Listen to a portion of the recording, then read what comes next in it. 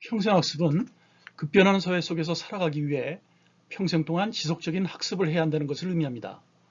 평생학습자가 되기 위해서는 표지의 그림에서 보면 광범위하게 그리고 자주 읽고 스마트한 회사를 유지하고 탐구하기 원하는 것들의 리스트를 가지고 개인의 프로젝트를 시작하고 학습을 북돋을 일을 발견하고 개인적인 학습 활동을 사용하고 학습을 위한 새로운 방법을 실현하고 다른 이들을 가르치며 스터디 그룹에 합류하라고 하고 있습니다. 할 일이 대단히 많네요. Carpe diem, seize the day boys, make your lives extraordinary. 1989년작 영화인 죽은 시인의 사회에서 배우 로빈 윌리엄스가 배역을 맡은 영어 선생인 키팅이 영화에서 주로 했던 말입니다. 특히 키팅 선생이 학교를 떠나는 장면에서 책상에 오르며 외친 말로 유명합니다. 원전은 로마의 시인인 호라티우스의 라틴어 시인데 전통과 규율에 도전하는 청소년들의 자유를 일컫는 말로 대변되고 있습니다. 하지만 키팅 선생이 진실로 제자들에게 전하고 싶었던 말은 오늘이란 소중한 기회에 학창 시절에만 할 수 있는 생각, 경험 등을 최대한 해볼 때 내일이 진정한 의미가 있다는 뜻으로 생각됩니다. 여러분들도 오늘을 소중하게 여기세요. 카르페 디엠.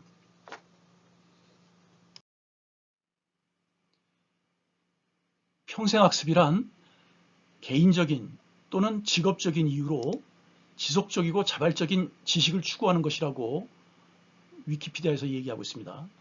여기서 두 가지 키워드가 있는데 하나가 지속적이란 말이고 하나가 자발적인이란 말입니다. 지속적인이란 말은 평생이라고 하는 말을 의미하고 있고 자발적인이란 말은 학습이라는 말을 함축하고 있습니다. 사실 어떤 곳에서는 평생 학습 대신에 평생 교육이라는 말을 많이 쓰고 있는데 같은 의미로 사용되는 경우가 상당히 많이 있습니다. 그러나 엄밀하게 얘기하면 평생 학습과 평생 교육은 다른 것인데요. 두 가지를 구별하기 위해서 우리는 학습과 교육이라는 것을 구별을 해보도록 하겠습니다. 일반적으로 학습이라고 하는 것은 지식, 가치, 기술 등을 채택하는 과정이라고 합니다. 채택이라고 좀 되어 있죠. 그 다음에 교육이라고 하는 것은 개인에게 유익할 수 있는 지식, 가치, 기술, 태도 등을 전달한다라고 하는 겁니다. 이 채택이라는 것은 주도적으로 받아들인다는 얘기고 전달한다는 것은 다른 누군가가 나한테 준다는 얘기죠. 그리고 이 학습이라고 하는 것은 개인이 가지고 있는 기본 본능이라고 되어 있고요. 교육이라고 하는 것은 개인이 습득하는 것으로 되어 있습니다. 그러니까 학습은 가만히 있어도 저절로 얻게 되는 그런 측면이 있는 반면에 교육이라고 하는 것은 의도적으로 시스템에 의해서 전달되어야 한다는 그런 얘기가 되는 거죠. 그리고 이제 보면은 지속적인 과정을 통해서 학습이 이루어지고 교육은 어느 시점에 얻는다라고 되어 있어요. 그래서 보통 보면 이 학습이라고 하는 것은 평생 동안 우리가 자발적으로 계속 얻는 그런 과정을 가져가게 되고요. 교육이라고 하는 것은 보통 이제 공적 교육을 얘기를 하는데 어떤 교육기관이라든가 학원이라든가 이런 곳에서 자기가 원하는 부분을 다 얻는 그런 것들이 교육에 해당하는 그런 얘기가 되죠. 학습은 보통 비공식적인 과정이고 교육은 공식적인 과정입니다. 그리고 학습은 경험을 통해서 얻는 지식이 보통 되는 반면에 교육이라고 하는 것은 가르침을 통해서 얻는 지식이 되고 있다라고 하는 거죠. 가르침이란 말이 여기 중요한 얘기가 되겠고요. 그리고 학습은 내면에서 진화하며 교육은 개인이 외부로부터 얻는 것이다. 이렇게 얘기를 하고 있습니다.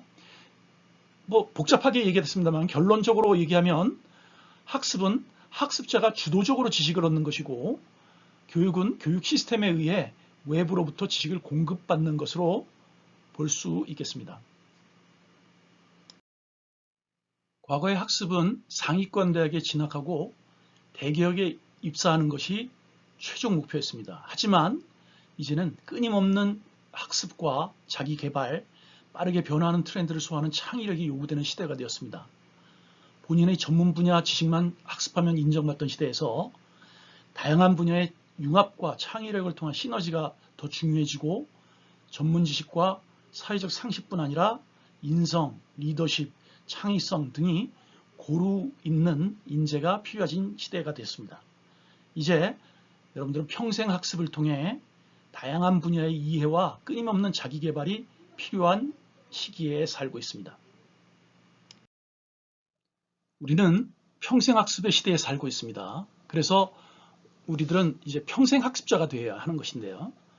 과연 평생 학습자가 되기 위해서는 어떠한 것이 필요할까요?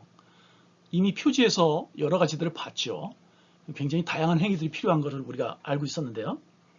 또 다른 출처에서 보면 평생 학습자가 되기 위한 그런 신조로서 크게 4가지를 얘기를 하고 있습니다. 첫 번째 얘기는 열정적이어야 하고, 그리고 목적지가 아니라 여정이라고 믿어야 한다는 것입니다. 그러니까 어디 가면 끝나는 것이 아니라 계속 전진하는 것이다 라고 하는 그런 얘기를 하고 있는 것이죠. 그리고 두 번째는 자신의 학습 요구를 명확하게 해야 된다. 무엇을 내가 추구하고자 하는지 하는 것을 명확하게 가지고 있지 않으면 방향이 매우 흔들리겠죠. 그리고 세 번째는 현재 내가 이루려고 하는 것과 자신의 현재 상황을 비교해서 그 갭을 채워나가는 것이 중요하다라는 얘기입니다. 여기 1, 2, 3번에 나와 있는 얘기들을 보면 전체적으로 PDCA, Plan, Do, Check, Act, 그러니까 계획하고 실행하고 점검하고 보완하고 하는 그런 과정을 갖다가 지속적으로 반복한다라고 하는 그런 얘기를 하고 있는 것으로 이제 볼 수가 있는데요. 그래서 여기 좀 나와 있는 지속적인 개선이란 말이 있습니다. CQI라고 하는데요. 이 CQI가 계속해서 이루어지는 것이 1, 2, 3번의 핵심이라고 볼 수가 있겠고요.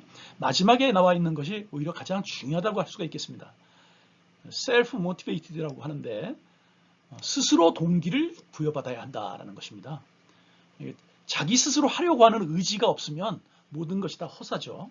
이게 가장 중요한 덕목이라고 할 수가 있겠습니다. 이번 주의 학습활동입니다. 먼저 과제 발표 및 토론 시간인데 여러분들 지난번에 내줬던 자기소개서와 향후 인생의 행로에 대한 계획, 이걸 바탕으로 해서 여러분들 스스로 자기소개를 하는 그런 시간을 가지려고 했습니다만 지금 비대면 수업이다 보니 이걸 할 수가 없어서 이거는 다음 대면 수업을 할 때까지 연기하는 걸로 하겠습니다. 그리고 이제 강의가 지금 진행되고 있는데요. 현재 평생학습의 계획에 대해서 좀 말씀드리고 있죠. 그리고 이제 자기 개발에 대한 간단한 설명을 할 거고요. 워크북을 활용할 수 있는 그런 방법 간단하게 설명할 겁니다.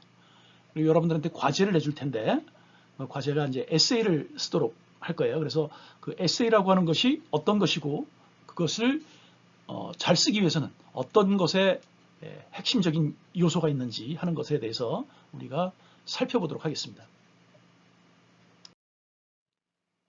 자기 개발이라는 말이 있습니다. 이것은 자기에 대한 새로운 그 무엇인가를 만들어낸 또는 자기 자신의 지식이나 재능 따위를 발달하게 하는 이것을 이제 우리가 자기 개발이라고 보통 얘기하는데 이게 사실은 알고 보면 평생 학습의 핵심이고요. 어떨 경우에는 자기 개발이란 말이 평생 학습하고 거의 유사한 말로도 쓰이는 그런 상황이 되고 있습니다. 참고로 비슷한 발음이 나지만 자기 개발이라고 하는 말이 있는데요. 이거는 자기 개발보다는 조금 범위가 좀 좁은 거죠. 그래서 잠재되어 있는 것을 깨우는 것, 그게 이제 자기 개발이 되고 있습니다. 이 자기 개발에 대해서는 우리가 그 NCS 직업기초능력에 보면 학습자용 워크북을 제시하고 있는데 거기에서 몇 개의 워크시트를 통해서 여러분들 스스로에 대한 자가 진단 그리고 미래에 대한 계획 등을 작성하는 그런 과제를 제출할 겁니다. 여러분들한테 과제로 에세이를 써라 라고 이제 할 건데요. 에세이라고 하는 것이 도대체 무언가를 우리가 한번 의미적으로 살펴보도록 하겠습니다. 일반적으로 저자 자신의 주장을 제시하는 글이라고 위키피디아에 나와 있습니다. 굉장히 모호하죠. 실제로 에세이라고 하는 것의 정의가 상당히 모호하고 논문이나 기사, 팸플렛 또는 기타 짧은 이야기 등 다양한 것들과 중복돼서 사용되고 있는 그런 상황입니다. 이 에세이라고 하는 것의 종류가 몇 가지가 있는데요. 첫 번째 문학적 에세이입니다. 그래서 수필 또는 수상록 이런 걸로 해서 느낌이나 생각을 적은 글을 갖다가 우리가 문학적 에세이라고 하죠. 피천득 선생의 수필에 보면 북 가는 대로 쓰는 글, 마음대로 쓰는 글 이런 식으로 좀 얘기하고 있습니다만 그런 것이죠. 학문적 에세이라는 것도 있습니다. 이거는 소논문에 해당하는 그런 형태로서 서론, 본론, 결론의 구조를 가지고 있는 것을 얘기합니다. 이런 그러니까 학문적 에세이는 상당히 많이 있는데요. 우리가 수업 시간에 내고 있는 여러 가지 리포트들도 대부분 이 학문적 에세이에서 그런 성격을 가지고 있다고 생각을 할 수가 있겠습니다. 그 다음에 이제 입학 에세이가 있는데요. 이것은 우리 대학 입학할 때 보면 원서에 자기소개를 하라고 하는 것이 있죠. 그러면 나는 어렸을 때 어떤 꿈을 가졌고 어떤 활동을 해서 지금 이 대학에 와서 이런 걸 하려고 합니다. 어쩌고 이렇게 쓰게 되는데 그런 게 이제 입학 에세이가 되는 겁니다. 그리고 취업 에세이가 있는데 취업을 하기 위해서 자신의 지식, 기술, 능력 또는 태도 등을 보이는 것이 핵심입니다. 그래서 취업 에세이에서는 자신의 역량이 이러이러한 것들이 있으니 당신 회사에 취업을 하는 것을 허락해 주십시오라고 하는 그런 취지가 되는 거죠. 그러니까 우리가 자기소개서를 여러분들한테 과제를 내줬었는데 이 자기소개서를 쓰는 것이 바로 이 취업 에세이에 해당하는 것입니다. 목적이 명확한 거죠. 취업이라는 목적이. 그리고 기타 신문, 잡지 그리고 비문서적인 에세이가 있는데 예를 들자면 필름이라든지 음악이라든지 이런 걸 통해서 에세이를 쓰는 경우도 있는 그런 상황이라고 합니다. 우리 전공 토익 시간에 제시하는 그런 에세이는 기본적으로 학문적 에세이고요. 그래서 일반적으로는 서론, 본론, 결론의 구조를 가지는 것을 원칙으로 합니다. 그렇지만 항상 그렇지는 않고요. 경우에 따라서는 여러분들의 글쓰기의 의도에 따라서 문학적인 에세이도 될 수가 있습니다. 그래서 엄격한 틀을 요구하지는 않겠습니다. 우리 에세이를 작성하는 데 있어서 핵심이 되는 몇 가지를 여러분들한테 소개하도록 하겠습니다. 먼저 제일 중요한 것은 자기의 견해가 중심이 되어야 한다라는 겁니다. 여러분들 글을 쓰는 데 있어서 여러분들의 의견만 가지고 여러분들의 생각만 가지고 글을 쓰기는 되게 어려울 겁니다. 그래서 대부분 여러분들이 가지고 생각하는 그런 주제에 맞는 그런 글들을 인터넷이라든가 이런 쪽에서 찾아가지고 그 글을 가져와서 적당하게 쓰는 경우가 많이 있는데요. 이런 경우 외부에서 가져온 글이라 할지라도 첨삭을 하고 정리를 통해서 자기의 것으로 만들어서 써라라는 그런 얘기가 되겠습니다. 또는 그게 좀 어려울 경우에는 외부에서 가져온 글의 출처를 아예 밝히고 인용을 딱 하면서 거기에다가 자신의 의견을 더 붙이는 그런 방법도 한 가지 방법이 될 수가 있겠습니다. 두 번째 얘기는 글의 양은 편당 3장 이상을 유지하라. 3장이라고 했지만 2.5장 정도를 얘기해요. 이 얘기는 글의 양이 너무 작으면 자신의 견해를 밝히기가 무리합니다. 그래서 어느 정도의 양이 있어야 자기 생각을 좀 더 정리가 제대로 될 수 있는 그런 상황이 되기 때문에 글의 양은 편당 3장 이상을 여러분들한테 요구하고 있습니다. 그리고 세 번째, 제목은 내용에 맞춰서 써라 라고 했습니다. 그래서 일반적으로 보면 제목을 명사형으로 쓰게 되지만 왜 뭐뭐 해야 하는가 이런 식으로 해서 명사형이 아니라 의문문이 될 수도 있고요. 여러 가지 상황이 될 수 있습니다. 가끔가다 보면 여러분들한테 제시하고 있는 예시를 그대로 제목을 쓰는 사람들이 있는데 그거보다는 여러분들이 쓴 내용을 중심으로 해서 내용을 함축적으로 표현할 수 있는 그런 제목으로 만드는 것이 중요하겠습니다. 다음으로는 큰 제목 이외의 소제목을 쓰지 마라 라는 것입니다. 우리가 쓰고 있는 글이 대략 3장 정도 되니까 글의 양이 그렇게 큰 건 아닙니다. 그러다 보니까 소제목을 써서 분리를 하지 않고 전체적으로 쭉 이어서 쓰는 걸로 하겠습니다.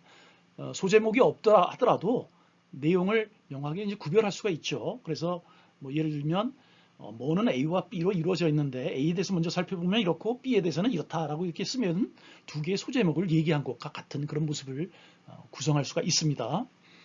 두 번째 얘기는 또 어투가 정리되어야 한다는 겁니다.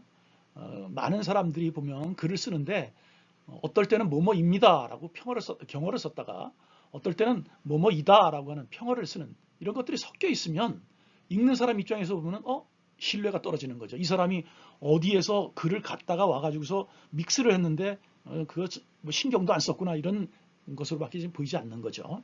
그리고 또한 이런 것도 마찬가지로 그렇습니다만 관점도 일정해야 합니다. 그러니까 관점이라는 건 우리가 보통 알고 있는 거 1인칭 또는 3인칭, 전지적 작가 시점 이런 것을 우리가 배운 적이 있었는데 이런 것들도 인칭이 관점이 일정해야 할 그런 필요가 있습니다. 그래야 일관성을 유지할 수가 있는 거죠.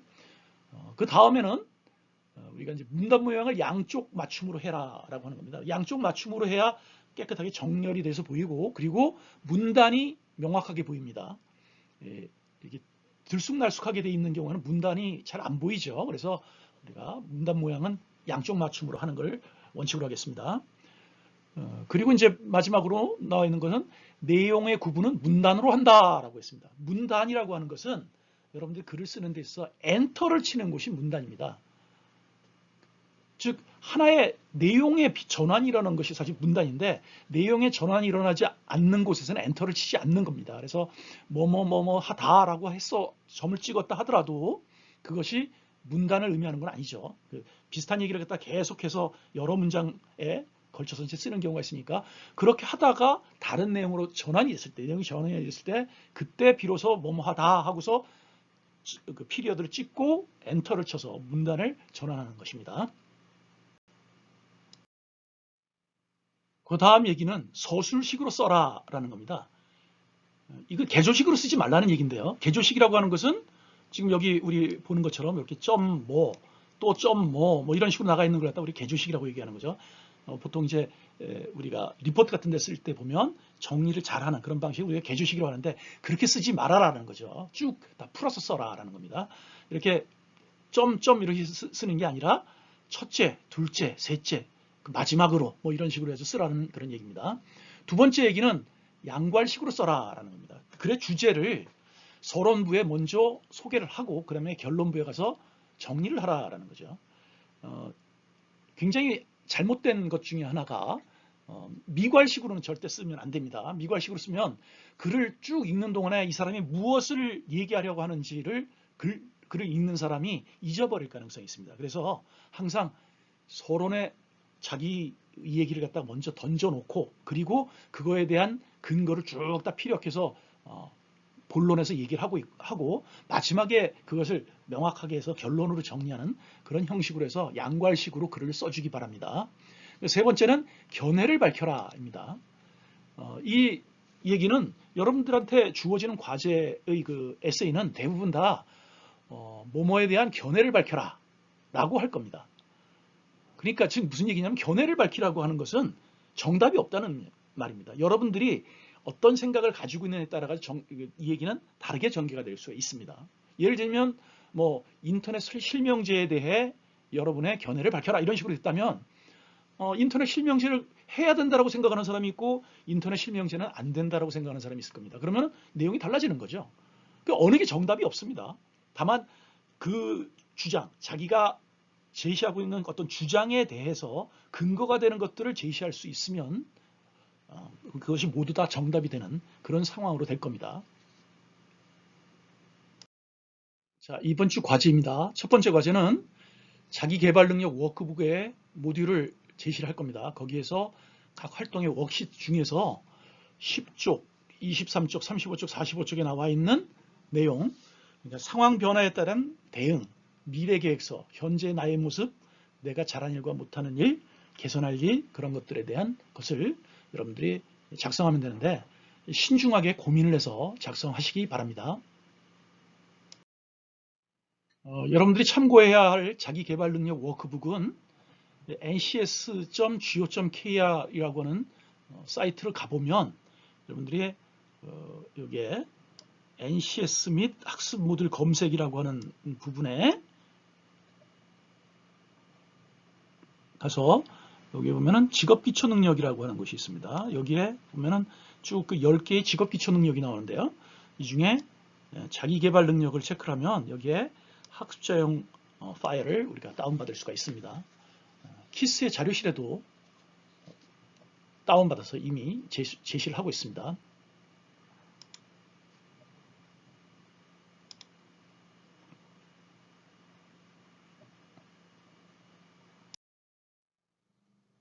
두 번째 과제입니다. 전시회 참관 계획을 작성하라는 건데요.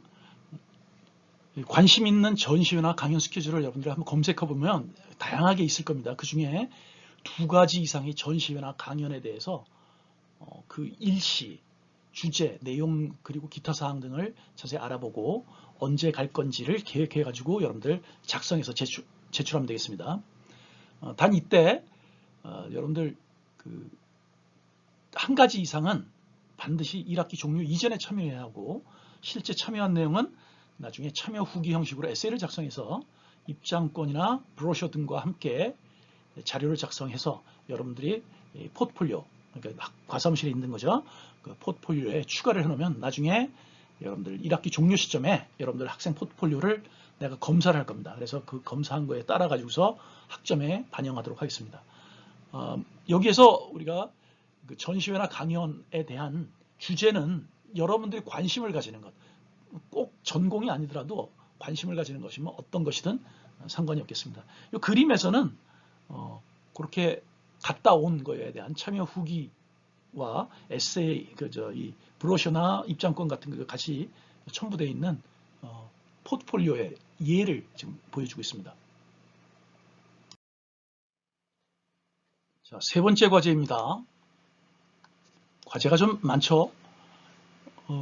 세 번째 과제는 에세이를 작성하라는 겁니다. 그래서 그 에세이의 내용은 평생학습이 무엇이고 왜 그걸 해야 하는지에 대한 의견, 또는 향후 자신이 종사하고자 하는 직업에 대한 그 자기 개발 방법, 그리고 직업을 바뀔 때 준비해야 될 것들, 평생학습에 관한 영화나 글에 관한 자기의 감상, 평생학습을 주로 담당하는 기관에 대한 리서치, 그리고 이제 이런 것들이 복합적으로 반영된 주제로 에세이를 작성해라 라고 되어 있습니다. 여기에 지금 예시가 되어 있는데, 예시가 된 것 이외에도 기타 평생학습에 관한 주제라면 어떤 것이든 에세이로 작성할 수 있습니다.